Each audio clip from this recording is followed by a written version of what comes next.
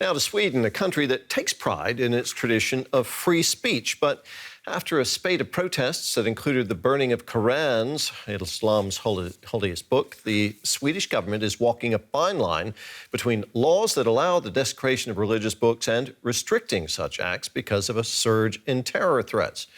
DW's Teri Schultz has more.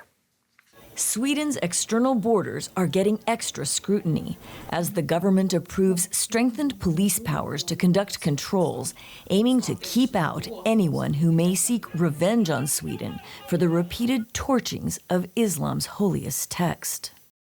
The mere fact that we perceive an increased security threat as a result of the Quran burnings is enough for us to make these decisions. Foreign Minister Billström notes the law allowing such activities may become more restrictive due to the dangers the demonstrations create, one of which is a ripe propaganda opportunity for those who want to tarnish Sweden's image with Muslims. But in this case, as we have seen this for the first time, Russia using the narratives focusing on the false picture of Sweden being hostile against Islam. They're repeating the narratives that we see in the Islamic extremism environment and use that in their state-controlled media channels like Russia Today and Sputnik towards the Arabic-speaking people. On Thursday, a relief for the Swedish government. A man whose previous Quran burning ignited a massive reaction in Iraq canceled his request for a permit, and only a lone woman staged a tiny anti-Islam protest. But even those small flames can be fanned for propaganda in social media, insists political activist Hussam El-Ghamari, who showed up to try to convince the woman to stop such provocative acts. I'm telling her what you're doing now is a hate speech. It's not a free speech. I think it's my job here to come if I see people who's angry from this to speak, to try to calm them down. El-Ghamari's real job is an investor. He's no longer a practicing Muslim, but feels it's crucial to speak to crowds on both sides of the issue at Quran burnings to try to tamp down societal tensions. He confirms the Kremlin is cashing in on the strife in the Arabic-speaking world. The elements of Russian interfering is quite shown. And for example, here of Putin kissing the Quran, one of many profiles, like countless profiles. We say like the pictures is showing everything. This is why we Muslims with Moscow.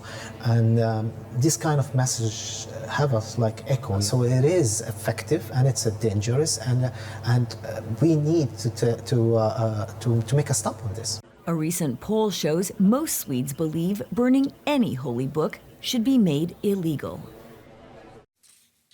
More now, we're joined from Stockholm by DW's Teri Schultz, who filed that report. Teri, we heard in your report that Russia is using Quran burning incidents in Sweden to its own advantage. Tell us more about that.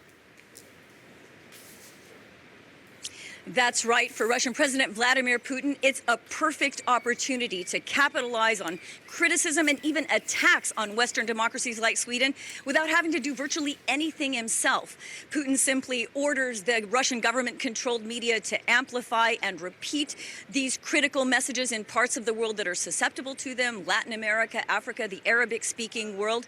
And then he does things like stage himself kissing a Quran on a Muslim holiday. So Putin is basically aligning himself with Islamist elements that in other cases he himself would be fighting. But this works very well for him. And again, it's virtually effort-free. Meanwhile, Sweden has to deal with these very real terrorist threats from the Islamist extremists and the ever-present propaganda war from the Kremlin. Your report, Teri, also noted that Swedish authorities were bracing for yet another Quran burning incident yesterday, but that the permit request for that was withdrawn. What happened? That's right. We were expecting a protest here, which from a guy that in incidents past has created a lot of problems in the Muslim world. For example, on another occasion when he withdrew his request, even then the Swedish embassy in Baghdad was burned and the Swedish ambassador was expelled from Iraq. So we were expecting a lot of tension here, and there's no explanation for why he withdrew his request, but he's promised there will be other incidents in the future. What ended up happening on a very very rainy day was that a single woman staged her own Quran burning, but it was out on the beach, and we really didn't see any implications from that incident here in Stockholm. Now, Swedish authorities have serious security concerns in connection with the Quran burnings now. The authorities say they are tightening border controls. What does that tightening mean in practice, Teri? That's right. The Swedish Security Service has said that they do see an increased threat of potential physical attacks on Sweden from the tensions that are drummed up during these Quran burnings. So as of yesterday, the Swedish government approved new tighter border controls, and that means that police will be able to check vehicles and check identities more than they would normally be able to do under the Schengen rules, for example. So they will not have to have as much pretext for checking why people want to come into Sweden. They are very worried about this terrorist threat, and they will also consider making it more difficult for these people who want to burn Qurans to get permits to do so. So Sweden is taking this very seriously and is very concerned about its physical security from the threat of terrorism from these incidents. Teri, thank you very much. That was DW's Teri Schultz reporting from Stockholm.